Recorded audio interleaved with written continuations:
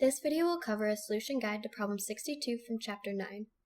Engineers are designing a system by which a falling mass m imparts kinetic energy to a rotating uniform drum to which it is attached by a thin, very light wire wrapped around the rim of the drum. There is no appreciable friction in the axle of the drum, and everything starts from rest. This system is being tested on Earth, but is to be used on Mars, where the acceleration due to gravity is 3.71 meters per second squared.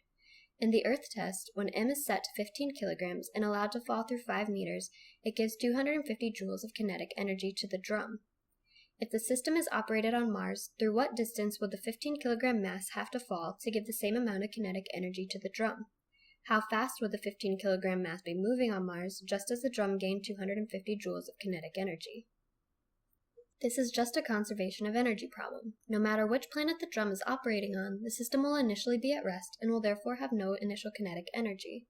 It will, however, have potential energy from the mass hanging from the drum. Without worrying about which planet we're on at the moment, let's just call that potential energy mgh.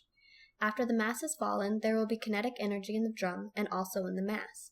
If we assume that the mass has hit the ground after falling through its allowed range, it will no longer have a gravitational potential energy. So, looking at this equation, the left-hand side will clearly vary depending on what planet the system is operating on. But we want the right-hand side of the equation to stay constant.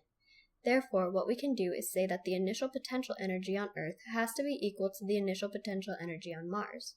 If we solve this relationship for the height the mass needs to be released from on Mars and plug in our given values, we will find that the mass needs to be dropped from 13.2 meters above the ground. Now we are being asked to find how fast the mass will be moving on Mars when the drum has gained 250 joules of kinetic energy. We have the same conservation of energy equation we wrote down in part A, except now that we have the height we need to drop the mass from on Mars, we have enough information to solve the conservation of energy equation for Mars.